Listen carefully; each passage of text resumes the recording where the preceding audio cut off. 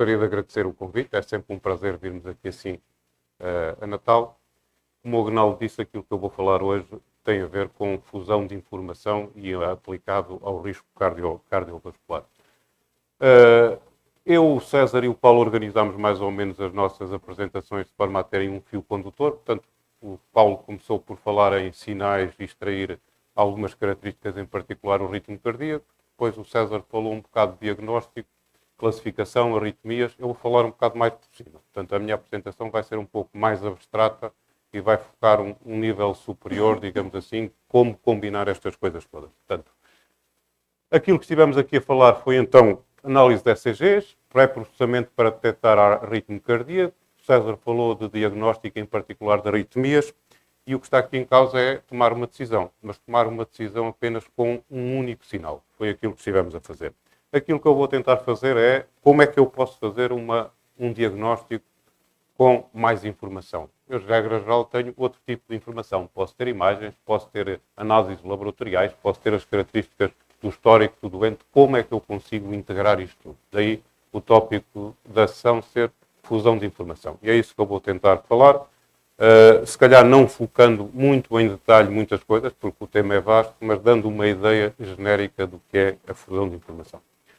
Ora, em particular, vou também falar sobre o risco cardíaco. Ou seja, aquilo que está aqui em causa é ser capaz, e agora estou a falar de informação concreta, combinar o histórico do doente, combinar medidas, eletrocardiogramas, pressões arteriais, combinar exames laboratoriais, creatininas, coisas que são adquiridas para caracterizar a função cardiovascular e também, por exemplo, ser capaz de combinar evidência clínica, conhecimento. Os médicos têm conhecimento, como é que eu consigo combinar este conhecimento todo?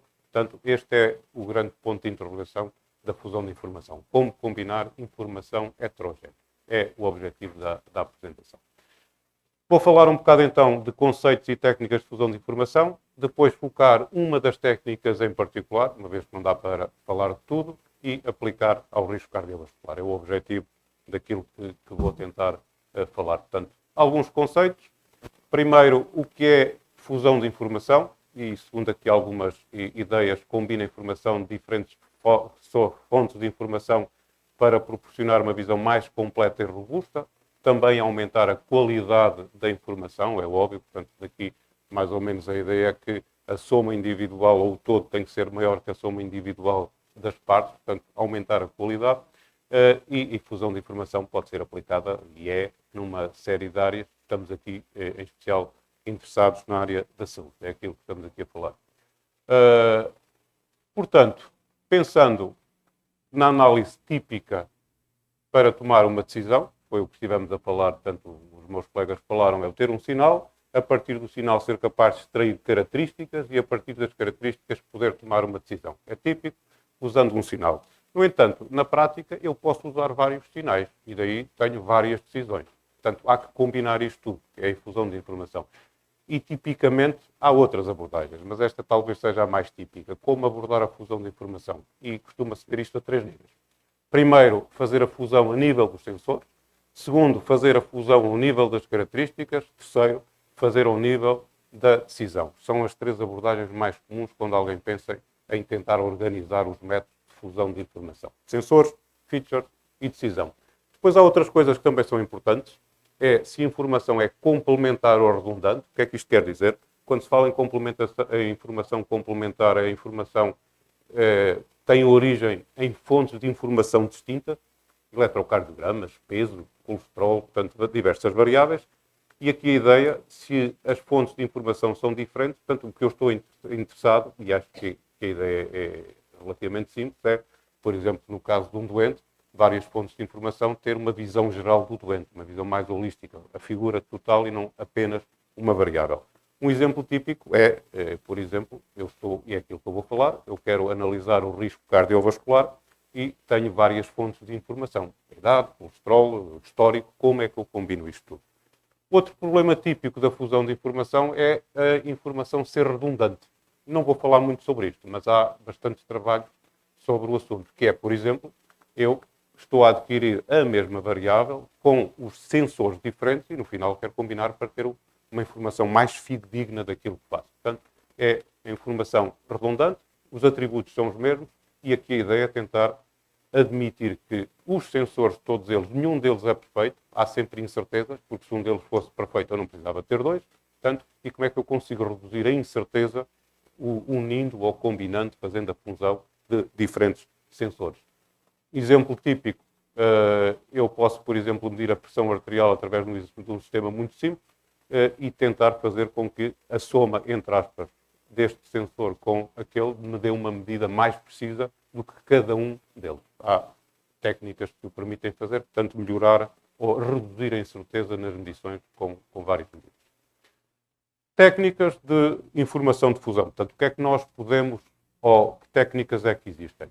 E vou abordar isto tal como comecei, por falar ao nível dos sensores, das features e da decisão.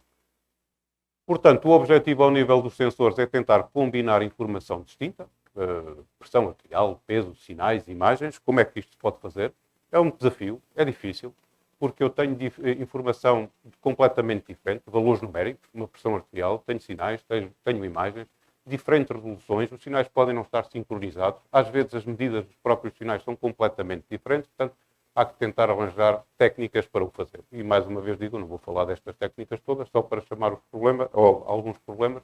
Uma das técnicas mais utilizadas são os filtros de Kalman, e os filtros de Kalman permitem, de alguma forma, combinar a informação ao nível dos sensores. Eu falo um bocadinho mais sobre isso, mas fica apenas a ideia. Depois, ao nível das características, portanto, se eu extrair características dos sinais, por exemplo, tenho aqui duas fontes de informação distintas, um sinal e uma imagem, eu posso extrair do sinal características, se for um eletrocardiograma, o intervalo ST, a elevação do segmento ST, o complexo QRS, a onda P, se for uma imagem e estou aqui a ver uma angiografia, o fluxo, o volume, pouco importa, extraio características e depois tento combinar estas características. É outra forma de tentar fazer fusão. Esta é talvez, sem dúvida, a forma mais comum de fazer fusão. Se vocês repararem, e eu acho que já parti isto, afinal, disto é duas partes distintas, não é? Não. Epá, já estava.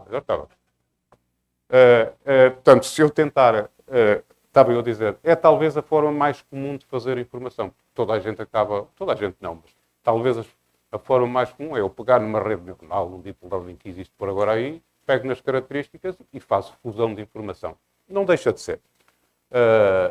Daí, técnicas para fazer fusão ao nível das features, temos os ditos modelos não paramétricos, baseados em data mining, inteligência artificial, redes neuronais, e também métodos paramétricos, baseados em parâmetros. Eu vou falar um bocado sobre isso, sobre redes bayesianas ou sobre probabilidades. Portanto, a seguir falo um pouco também sobre isso, mas ao nível das características. E, finalmente, temos ao nível da decisão. E aqui eu já tomei uma decisão, já analisei as minhas fontes de informação, há que tentar ser capaz de combinar cada uma destes modelos que me dê uma decisão. E aqui temos métodos que se calhar já ouviram falar, o ensemble, portanto, de alguma forma tenta combinar, se calhar o mais simples de todos fazer um esquema de votação, se dois dizem que sim, um dizem que não, eu vou dizer que sim, coisas desse nível. E depois existem outros métodos que eu vou falar aqui um pouco também, o Dempster-Shafter e a teoria difusa, que são mais específicos para a fusão de informação. Portanto, mas isto é se eu tentar caracterizar as coisas. Tentar fazer aqui uma tabela com os métodos de informação, portanto, posso e existem centenas, eu diria, de métodos que permitem abordar o problema. Está aqui apenas alguns deles, os mais típicos, que abordam tanto o problema ao nível dos sensores, ao nível das características, ao nível da decisão e dependendo se a informação é redundante ou se a informação é complementar. Então temos aqui estes métodos todos bayesianos, Dempster-Shaffer, Fuzzy Model, portanto, existem uma série de modelos. No entanto, estes modelos podem talvez ser orientados ou caracterizados ou integrados, agrupados em 4 ou 5 grupos distintos. É tipo, se vocês forem ler um livro sobre fusão de informação, vão ver sempre que existem lá 4 ou 5 capítulos, não falha, e os capítulos têm a ver com aquilo que eu aqui estou a tentar reduzir. Primeiro, a nível dos sensores. E aqui temos filtros de Kalman, e a ideia fundamental dos filtros de Kalman é reduzir a incerteza das medidas. E tipicamente utilizando duas fontes de informação, sensores e modelos dinâmicos que caracterizam esses sensores. Falo já um bocadinho sobre isso. Depois temos Ao nível das características. E ao nível das características temos duas grandes abordagens. Métodos sempre baseados em dados ditos inteligentes, que utilizam redes neuronais, árvores de decisão, deep learning, e depois modelos que já introduzem algum tipo de conhecimento. E esta palavra conhecimento é muito importante aqui, para a fusão de informação. Temos modelos bayesianos, em que de alguma forma eu vou tentar caracterizar a minha informação a partir de probabilidades, coisas que são mais perceptíveis, mais interpretáveis.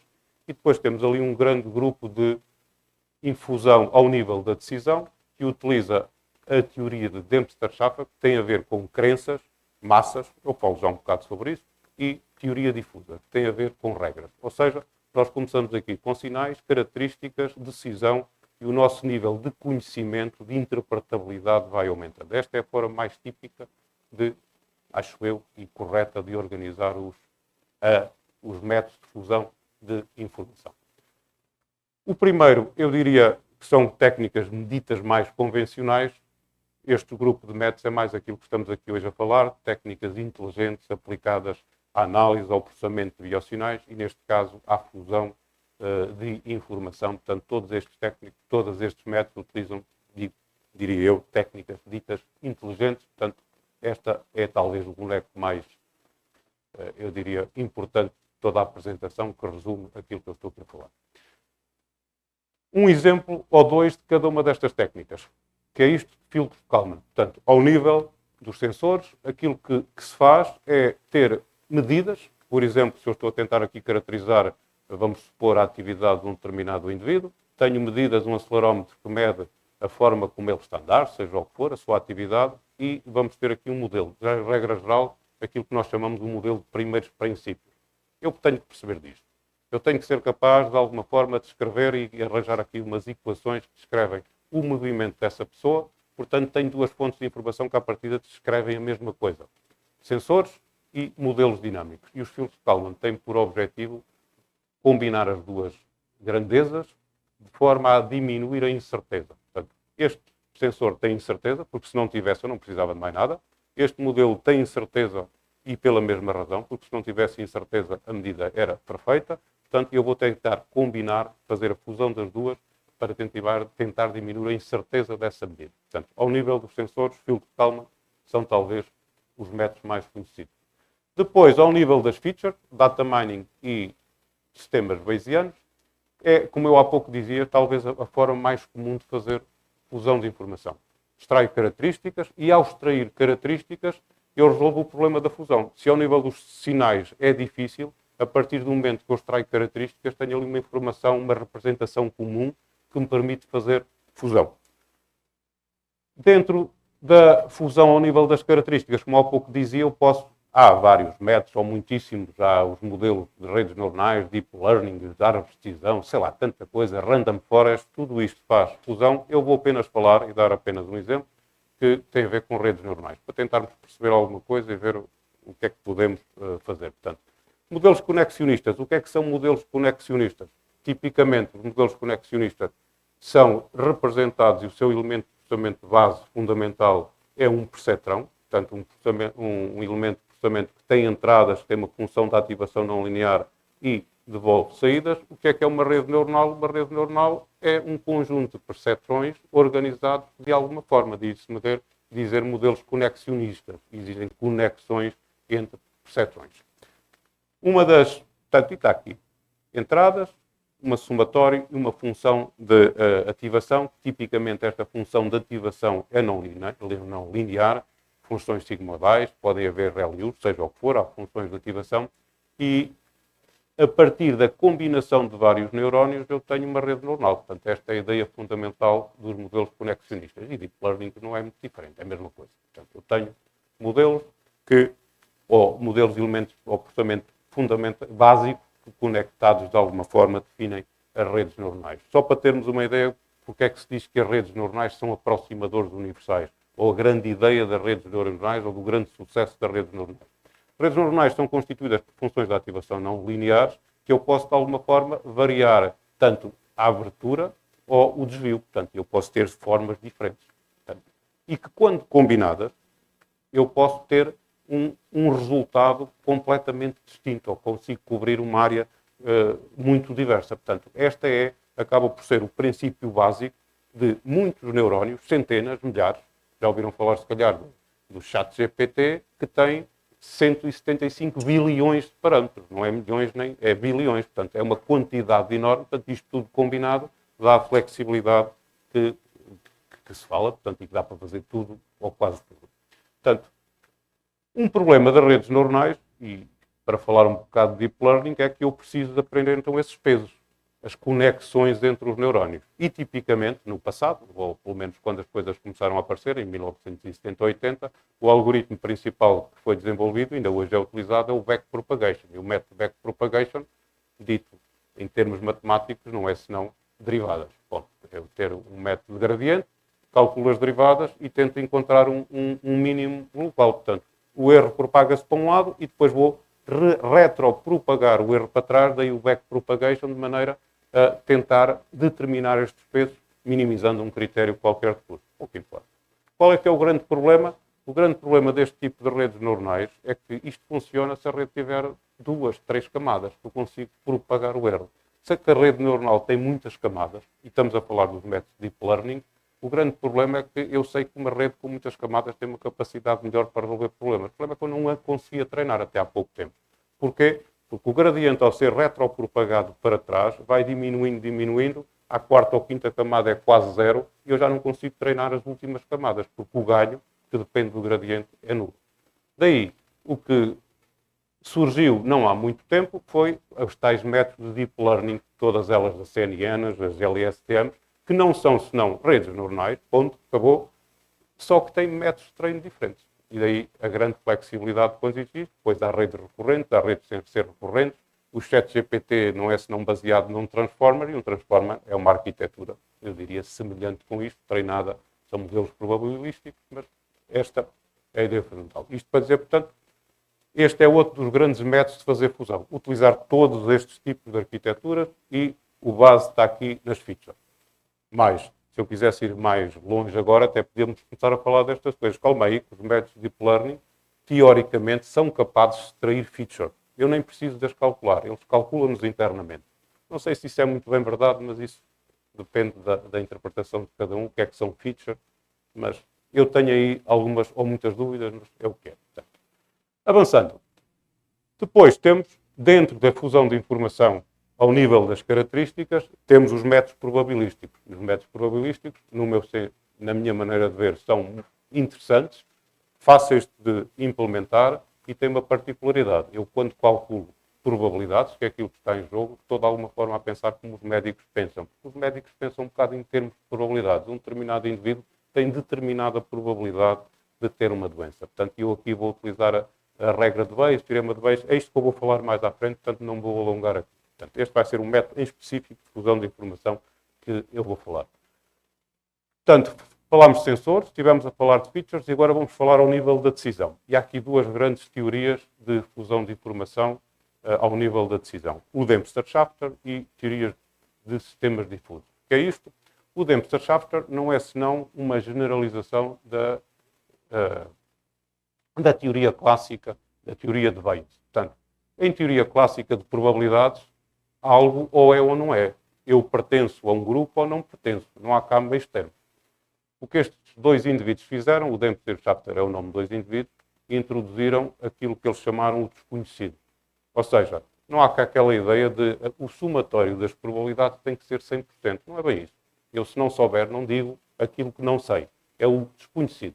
Isso vai trazer uma série de vantagens para representar a informação e para combinar essa informação. Um exemplo, e eu vou só apenas dar um exemplo, não vamos entrar nisto, isto aplica-se neste sentido e que é importante, por exemplo, ao nível clínico. Eu quero combinar a opinião de 3 médicos, ou dizendo as coisas em termos de Dempster-Shafter, a crença de 3 indivíduos. E o primeiro diz-me isto: eu acredito que o meu paciente tem uma probabilidade, ou uma crença, ou também, como se diz, uma massa de 30% de ter diabetes. E não preciso dizer mais. E o resto, os 70%, tem ou não tem? Não sei, nem quero saber. É o tal desconhecido.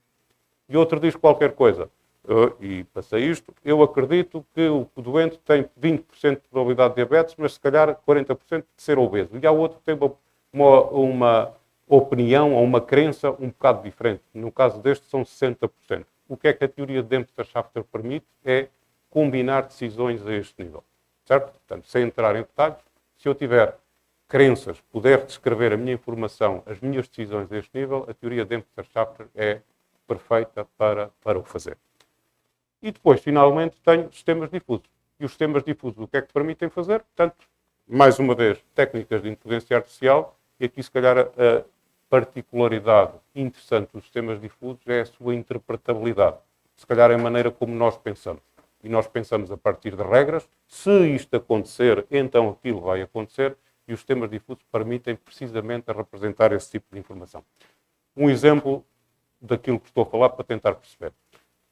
Na lógica tradicional, aquilo que nós consideramos um evento ou é ou não é. Eu, se estiver a pensar, por exemplo, o grupo das pessoas altas e o grupo das pessoas baixas, eu tenho aquilo que se diz uma função de pertença que ou é 0 ou 1. Eu sou alto ou sou baixo. Na lógica difusa, isto não acontece. A função de pertença é um número entre 0 e 1. Por exemplo, se eu tiver aqui assim meia dúzia de indivíduos, tipicamente eu digo, se a altura for maior do que 1,80 m, é ele alto. Se não for, é baixo. Portanto, estes são baixos, aquele é alto, aquele teve azar, por pouco deixou de ser alto e passou a ser baixo. Não sei se ser alto é bom, mas é o que é. O que é que a lógica difusa permite fazer? Tem então funções de pertença que não são crespas, como nós costumamos dizer. Crespas no sentido de ser abruptas, deste género. O indivíduo é novo se tiver menos de 25 anos, se tiver o azar de ter 25 anos ou 26, passou a ser velho. Aqui é o contrário. Na lógica difusa eu tenho funções de pertença que variam de 1 a 0. E isto permite-me outra forma de representar o conhecimento. Portanto, as funções de pertença são importantes. E, por exemplo, se eu tiver, no meu caso, 30 e poucos anos, terei, já sou velho, faz de conta, mas 38. E eu tenho aqui, assim, funções de pertença que caracterizam a idade. Se eu pensar não numa função de pertença, mas em várias, aquilo que nós dizemos são em termos linguísticos, eu posso, por exemplo, dizer, vou tentar descrever as idades. As idades pode-se ter indivíduos novos, média idade e velhos. Certamente com mais de 60 se calhar é idoso, com menos de 20 é novo, e há aqui assim uma função de pertença entre 0 e 80 que nem é velho nem é novo. Depois existem uma série de ferramentas e uma série de passos que me permitem lidar com os sistemas difusos, com estas funções de pertença. Por exemplo, eu se tiver 70 anos, vou calcular ali a função de pertença para média idade e velho e chego à conclusão que o indivíduo de 70 anos não é nada novo, 40% de ser média idade e 60% de idoso. Qual é a importância disto? É com base nestas características eu consigo descrever o conhecimento que eu tenho. Por exemplo, se eu estiver a resolver um problema ao nível da cardiologia, eu tenho a idade e o ritmo cardíaco para tentar prever o risco. Se eu chegar a um médico e perguntar-se como é que você avalia o risco do indivíduo, e ele vai dizer 2, 3, 4 variáveis, vai-me dizer uma coisa deste. Se ele for velho, ele nunca me disse se ele tiver 70 ou 60 anos. Tipicamente ele diz, se ele for velho e o ritmo cardíaco for alto, então ele vai ter problemas. E é precisamente isso que eu quero. Portanto, é a descrição do conhecimento não com valores crespos, numéricos, mas com valores difusos. Portanto, isto é importante. Porquê?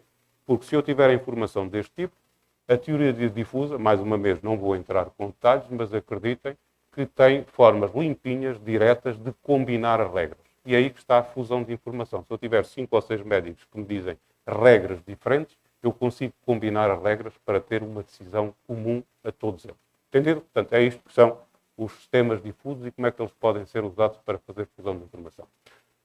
Ou seja, se eu tentar ver então a fusão de informação, eu diria da forma mais simples que consigo ver em função daquilo que nós estamos a falar, ao nível dos sensores, ao nível das características e ao nível da decisão, como eu comecei por dizer, existe aqui uma palavra muito importante que tem a ver com conhecimento, na forma como eu abordo os dados. Ou seja, eu começo da forma mais simples possível, nada, são os dados em bruto em si, para extrair características dos dados, técnicas de data mining, redes neuronais, por aí fora. A única coisa que fazem é extrair características, para extrair algum conhecimento dos dados, que são as probabilidades condicionais, para extrair um conhecimento mais profundo, que são as crenças, até às regras, que é o conhecimento, diria, em si. Portanto, eu posso, é outra forma, ou se calhar a forma mais correta, de também ver a fusão de informação.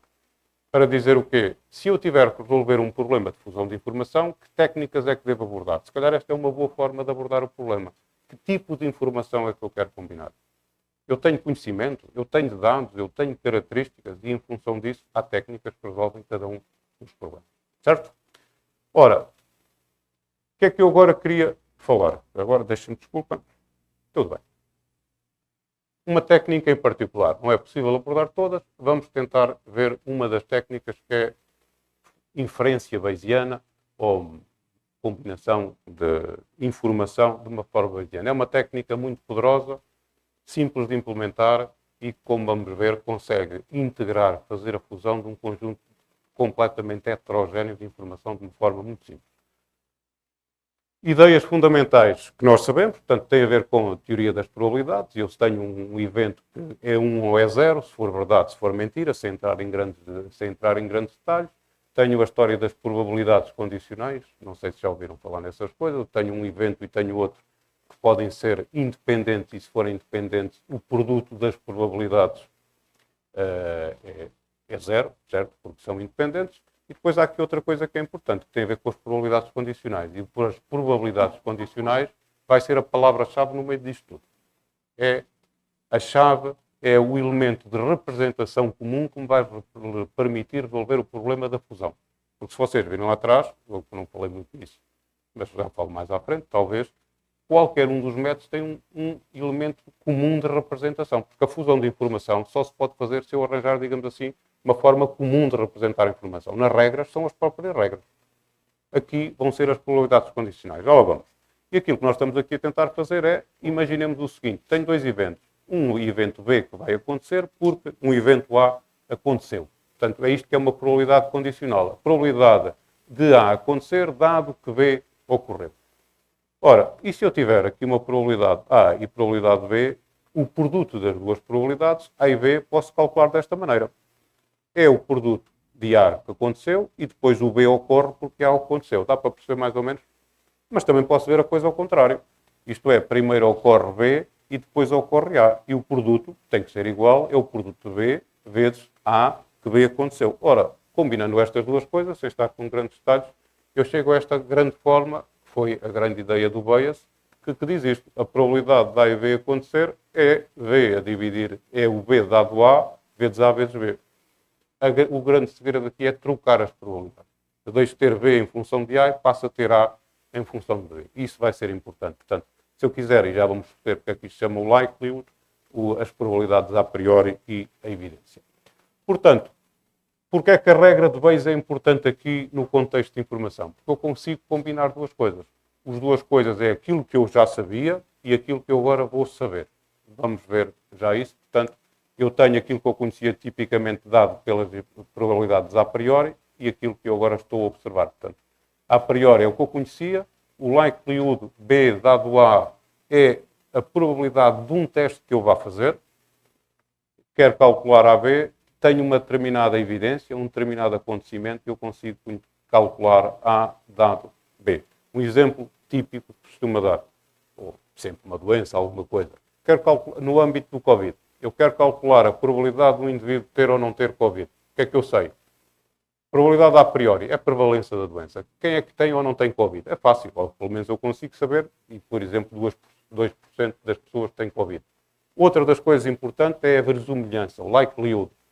Que confiança é que eu tenho num determinado teste, num determinado sensor? Ou seja, qual é a probabilidade do meu teste ser positivo, dado que o indivíduo tem Covid? Isso geralmente sabe-se. Por exemplo, lá nas Zaragatoas eu sabia que a precisão é 80%. E depois tenho a evidência. O indivíduo faz um teste, tem ou não tem teste positivo. E eu, em função destas três, consigo determinar se o indivíduo tem ou não tem Covid. Portanto, esta é a grande ideia da probabilidade de Bayes e, basicamente, ele troca as probabilidades e permite determinar isto.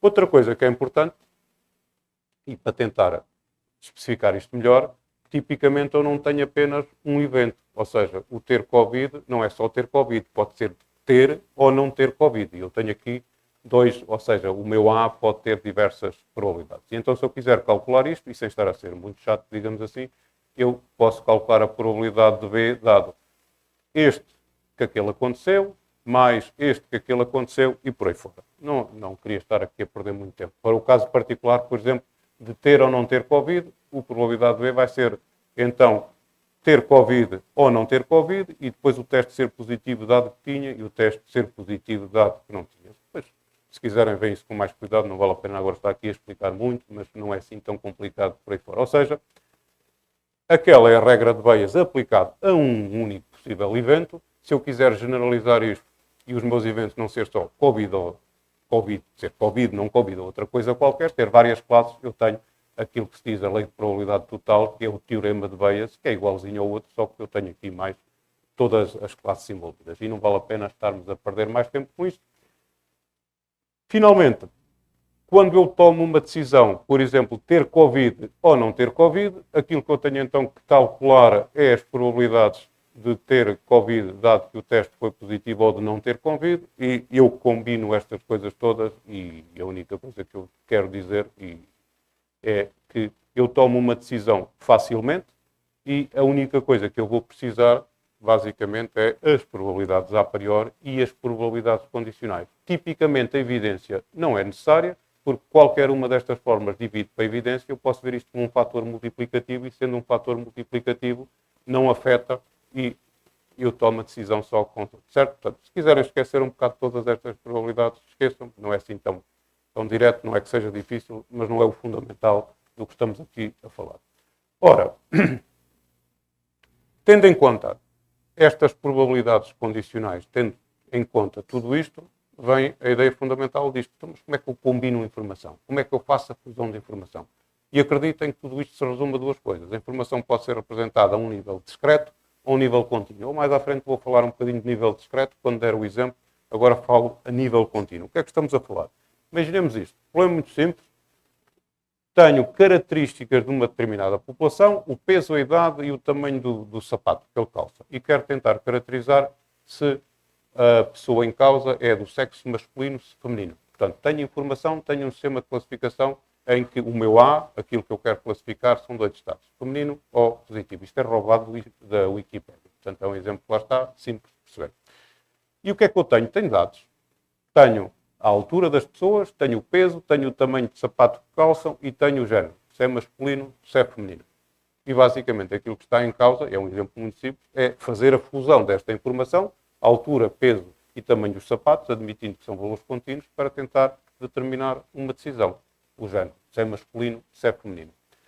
E à custa das probabilidades, não é muito difícil perceber isto, que eu posso pegar nos dados e calcular, por exemplo, a média e o desvio padrão. E ao calcular a média e o desvio padrão, utilizando a forma de Gauss, a forma de probabilidades, eu consigo construir então as probabilidades, por exemplo, das alturas das raparigas ou dos rapazes, que está aqui. Portanto, e eu acabo por ter aqui uma média mais elevada, em termos médios, os rapazes está aqui têm 1,78 m, as raparigas 1,68 m, um desvio padrão de 5,7, um desvio padrão de 12,8. Ou seja, daí também se dizer aquilo que eu há pouco falava, estes são métodos paramétricos. Paramétricos no sentido que eu estou a representar a informação por parâmetros, média e desvio padrão. Faço o mesmo para a altura, faço o mesmo para o número de sapatos e por aí fora. E agora o que é que a minha regra de Bayes me dizia? Portanto, se eu quiser combinar todas estas variáveis, aquilo que eu preciso é de calcular as probabilidades a priori, ser rapaz ou ser rapariga, e o likelihood, a verosimilhança de cada uma das entradas. Que basicamente é isto, até que ponto a altura é um bom parâmetro para decidir se é rapaz ou se é rapariga. Daí o likelihood, o termo verosimilhança. Portanto, e depois posso tomar uma decisão. Se eu tiver um indivíduo com 1,75 m, 75 kg de peso e calço 39, é rapaz ou rapariga. Portanto, fazer combinação de informação e tomar uma decisão. Primeira coisa que eu tenho que saber é probabilidades a priori. Na minha população, qual é a probabilidade de ser rapaz ou ser rapariga? Vamos assumir que não sabemos e há 50% de rapazes e raparigas. No caso de uma doença, tipicamente eu sei a prevalência da doença. Diabetes, eu sei que há 12 pessoas, ou 12% das pessoas têm diabetes, qualquer coisa assim. É a probabilidade a priori. Depois tenho as probabilidades condicionais. E segundo a forma de Bayes, isto é que é importante perceber, aquela coisa toda que eu estive há pouco a dizer, se quiserem se esqueçam, a probabilidade de ser rapaz, dado que houve uma determinada evidência, que eu recolhi dados, que são os meus X, em que o X é a altura, o peso e o par de sapatos, é dado por esta forma. É o produto da probabilidade a priori vezes o produto das probabilidades condicionais, os likelihoods. Tão simples quanto isto. A dividir para a evidência, como a evidência não interessa, eu calculo este e calculo aquele e calculo o resultado final. Ou seja, aquilo que eu tenho que fazer, vendo bem, para combinar informação, é só fazer isto, determinar as probabilidades condicionais, o likelihood. No caso, por exemplo, da altura, o que é que isso quer dizer? Se eu representar, então, o ser rapaz ou o ser rapariga à custa de uma média e um desvio padrão, portanto, dois parâmetros, eu tenho uma equação deste tipo. Se eu tenho agora um indivíduo que tem 1,75 m, eu olho para aqui e vejo, a probabilidade de ser rapariga com 1,75 m é menor que a probabilidade de ser rapaz com 1,75 m. Daí o nome verosimilhança. Até que ponto a altura me permite ou não discriminar a idade? Claro, o César falou um bocado nisto ontem. Se eu tivesse aqui duas gaussianas, uma completamente para um lado e outra completamente para o outro, eu não precisava de mais nada. Esta variável era perfeita e discriminava-me a minha população em rapazes e raparigas. Tipicamente não é isso que acontece e existe sempre alguma sobreposição. Entendido? Portanto, eu agora faria o mesmo para a altura, faria o mesmo para os sapatos, não vale a pena estarmos aqui a dizer mais do mesmo, mas, finalmente, eu combino informação, isto é que é importante, a partir da fusão ou da inferência bayesiana, calculando as probabilidades a priori e calculando a verosimilhança, as probabilidades condicionais. Faço as minhas contas, neste caso dava 0,505, não importa, e aquilo que eu diria, neste caso, combinei a informação e dou uma resposta que é ser masculino. Entendido mais ou menos? Portanto, é isto que é a ideia fundamental da teoria bayesiana. Ou seja, a teoria bayesiana, se eu quiser combinar fontes de informação distinta, quaisquer que elas sejam, eu consigo fazê-lo desde que faça isto. Desde que arranje uma forma comum de representação. Isto é válido para todos os métodos de fusão. Há sempre uma forma comum de representação. Neste caso, a forma comum é a verosimilhança. As probabilidades condicionais que me vai permitir obter a decisão à custa da multiplicação das probabilidades condicionais. Importante, a regra bayesiana pode fazê-lo de uma forma interpretável, no sentido que, tipicamente, em saúde, os médicos até pensam um bocado assim, as doenças ocorrem em 30% da população, portanto, eles pensam muito em termos de probabilidades. Por outro lado, é uma técnica relativamente simples e que dá resultados relativamente razoáveis quando comparados com técnicas mais complicadas, como redes neuronais ou outras coisas. Problemas, preciso de probabilidades a priori e probabilidades condicionais, que se calhar muitas vezes nem são problemas, porque eu tenho dados e posso calcular estas probabilidades a partir de dados. Ora, finalmente, aquilo que eu queria falar era um problema concreto. Problema com dados reais e que tem a ver com o quê? Que é o tópico também da apresentação, prognóstico, método de avaliação de risco cardiovascular. Qual é a ideia aqui? A ideia é, e é típico, um indivíduo dá entrada nas urgências com infarto de miocárdio, são feitos alguns tratamentos e existe aqui uma coisa que é importante, que é quando o doente está no hospital, no momento de entrada e depois durante, há aquilo que se chama que são os modelos de avaliação de risco, que de alguma forma tentam caracterizar eventos importantes. Um deles é qual é a probabilidade dele ter uma recaída e ter que ser readmitido no hospital num período de até 30 dias, depois há modelos de risco a 6 meses, por aí fora. Portanto, isto acaba por ser um parâmetro muito importante que, de alguma forma, guia os médicos nos possíveis tratamentos e numa série de procedimentos. Os dados que temos foram recolhidos num hospital muito próximo de Coimbra, que é o Hospital de Leiria, não é uma grande base de dados, mas contém 457 indivíduos. E aquilo que nós aqui estamos a tentar fazer, então, é isto. Estes modelos de riscos, ou a forma para calcular o evento, e o evento aqui é uma rehospitalização, uma nova vinda para o hospital, depende de várias coisas. Primeiro, depende do histórico. Qual é a idade, o género, fatores de risco, é importante. Tem diabetes, não tem diabetes, o pai já teve problemas, não teve, todos esses aspectos. Valores que eu adquiro quando o doente está no hospital, pressão arterial, eletrocardiograma, ritmo cardíaco, variabilidade de ritmo cardíaco, exames laboratoriais, há um ou outro que são fundamentais para avaliar o risco e, também importante, há parâmetros, há guidelines que o médico tem que seguir, conhecimento clínico. Portanto, a ideia aqui é aquilo que há pouco estava-me a dizer, como é que eu sou capaz de combinar toda esta informação. Portanto, que é o tópico 2, fusão de informação. Aqui está um pouco mais detalhada essa informação. Histórico, tenho a idade, tenho o sexo e tenho fatores de risco. Passados, tipicamente, são agrupados e, para não ser muito complicado aquilo que se diz, tem ou não tem fatores de risco. E isto geralmente é numa escala até que não é binária, mas é numa escala categórica, 0, 1, 2, 3, tem um fator de risco, tem dois fatores de risco, costuma-se fazer isso. Depois tem as medidas, e as medidas importantes para avaliar o risco, pressão sistólica, ritmo cardíaco, não falámos muito nisto, o Gil foi um pouco a falar, o Paulo Gil, sobre variabilidade do ritmo cardíaco, é outra coisa importante.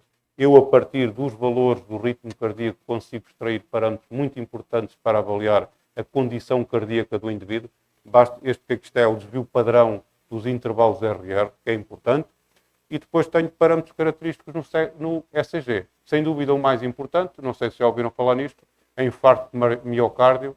O desvio do segmento ST é indicativo de isquémia e a sua elevação é um fator importantíssimo para a avaliação dos danos. Tanto é que todos os modelos de risco têm dois modelos, os STEMI e os não STEMI. STEMI se tem elevação do segmento ST, não STEMI se não tem elevação do segmento ST. Portanto, aqui é caracterizado por um valor 0,1 e os dispositivos que são medidos para no hospital avaliar estes parâmetros. Depois tenho exames laboratoriais, sem dúvida o mais importante é a creatinina, e a creatinina tem a ver com a função renal, tem tudo a ver, não parece, mas tem tudo a ver com o funcionamento cardiovascular, e eles têm estes valores. E depois tem dois valores que têm a ver com a avaliação do médico.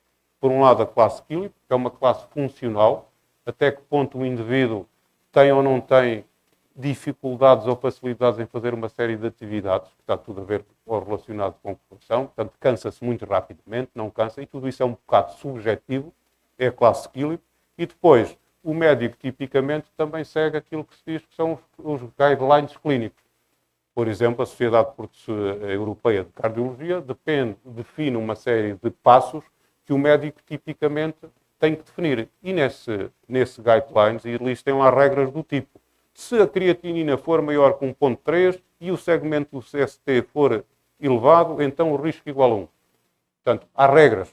E eu tenho que ser capaz de combinar estas regras no meu modelo. Portanto, tenho medidas, tenho histórico, tenho valores laboratoriais e tenho conhecimento, informação. Como é que eu posso fazer? Portanto, e o segredo, e é aquilo que não estamos aqui a falar, se eu utilizar métodos bayesianos, eu consigo fazer isto de uma forma limpinha. A única coisa que eu tenho que fazer é reduzir toda esta informação a probabilidades condicionais e depois juntar as probabilidades condicionais. Portanto, os outros métodos de fusão seguem outras abordagens de representação comum. A fusão bayesiana, a inferência bayesiana, segue este princípio. Tudo isto tem que ser representado em probabilidades condicionais. Portanto, base de dados que é constituído por estas características, estão aqui todos: género, idade, fatores de risco, pressão arterial, ritmo cardíaco, por aí fora. Como é que nós agora fazemos? E agora, aquilo que eu há pouco não falei, e agora falo rapidamente. Valores discretos. Como é que eu trato os valores discretos? É simples. Por exemplo, se eu quiser a informação a priori, o que é a informação a priori? Probabilidade de ter risco ou não ter risco. Ou eu tenho valores, por exemplo, a nível nacional, eu sei que 12% das pessoas tipicamente regressam ao hospital e uso esses valores. Se eu não tiver esses valores, posso para a minha base de dados 457, 278 nunca mais cá puseram os pés, foram-se embora e desapareceram. 179 voltaram ao hospital passado um mês, portanto é muito fácil calcular qual é a probabilidade de um indivíduo ter risco, ser reinternado, ou a probabilidade de não ter risco, não ser reinternado. Percebe? É assim que eu trato a informação discreta. Há pouco vimos a contínua. E depois continuo, por exemplo, o que é que tem a ver as probabilidades condicionais, como é que eu calculo as probabilidades condicionais de ser outra variável, o género, ser mulher ou ser homem e ser risco. Tem muito que saber. Faço aqui uma tabela. Sei que dos que tiveram risco, 59 foram mulheres, 219 foram homens. Ao contrário, não risco. Dos que tiveram risco, 38, 41. Portanto, faço as minhas contas e calculo as tais probabilidades condicionais. Que é, qual é a probabilidade de ser mulher e não ter risco, qual é a probabilidade de ser mulher e ter risco e para fora. Percebem? Isto não tem grande sabedoria. Eu facilmente calculo as probabilidades condicionais. E faço o mesmo para as outras variáveis. Para a classe Philip, para as variáveis contínuas, era aquilo que estávamos há pouco a dizer. Variáveis contínuas, posso expressá-las em termos de probabilidades, funções gaussianas, e tenho aqui assim para a variabilidade do ritmo cardíaco, idade e pressão sistólica. Percebido? Portanto, eu de alguma forma consigo, e é a única coisa que eu preciso, calcular probabilidades condicionais. E tudo se resume a ser contínuo discreto, não há outra coisa. E eu faço facilmente. Portanto, basicamente, este é o segredo de fazer fusão se eu estiver a usar inferência bayesiana. Concluindo, eu tenho que tomar uma decisão, o meu indivíduo é de risco ou é não de risco.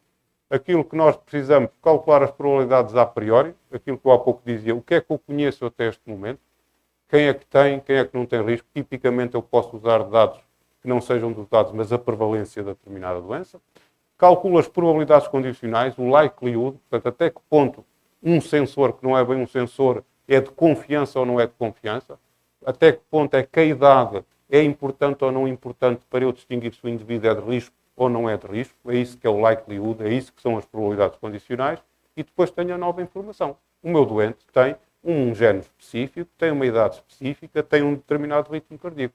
E o que me diz as probabilidades condicionais, ou a regra de Bayes, é que eu facilmente combino isto pelas probabilidades a priori e pelo produto individual de cada uma das verossimilhanças, de cada uma das probabilidades condicionais. E a partir daí consigo facilmente calcular o risco se esta probabilidade for maior do que esta probabilidade.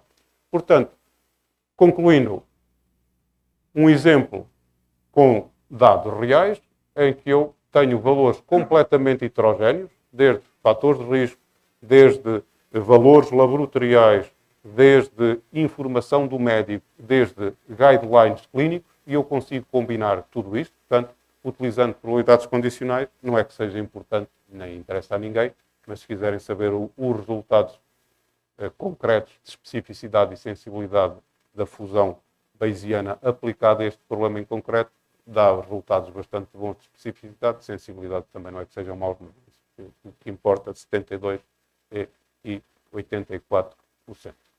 Para acabar, portanto, este, se calhar, como eu há pouco diria, é talvez o boneco mais importante da apresentação, que resume um pouco de tudo isto. Tentar perceber os métodos de fusão e tentar perceber como é que podem ser organizados. Se lerem um livro de fusão de informação, existem às centenas, acreditem que estão lá diversas abordagens. Na minha perspectiva, se calhar esta é aquela que tem mais sentido, que é fazer a informação dependendo da informação, desde simples sinais à medida que o conhecimento que eu tenho vai aumentando, até chegar a conhecimento sobre regras, conhecimento sobre crenças, probabilidades, apenas as características, ao nível sensores, das features e das decisões, e estes muito mais orientados a técnicas de data mining, machine learning, os fields Kalman não diria isso. E também a ideia fundamental é que, vendo bem, os métodos de fusão funcionam porque arranjam uma forma comum de representar a informação. Aqui é os próprios sinais, aqui são as regras. Se isto acontecer e aquilo acontecer, e eu faço a fusão dessas regras. No caso das crenças, eu acredito que isto acontece, eu acredito e eu faço a fusão ao nível das crenças. Aqui faço a fusão ao nível das probabilidades. Qual é a probabilidade de um evento de implicar que outro aconteça? E aqui tenho apenas as características. Portanto, eu vou representando informação comum, dados, características, probabilidades, conhecimento e regras para fazer informação. No caso concreto, estivemos a falar de probabilidades e diferença bayesiana. É importante porque, de alguma forma, é interpretável. Os médicos, até vendo bem, pensam desta forma. E a forma de representação comum são as probabilidades condicionais, que podem, de alguma forma, ser facilmente obtidos dos dados. Daí o sucesso da inferência bayesiana. É simples, funciona relativamente bem e tudo pode ser obtido a partir dos dados. E vimos a aplicação a um caso concreto de risco cardiovascular. E terminei. Portanto,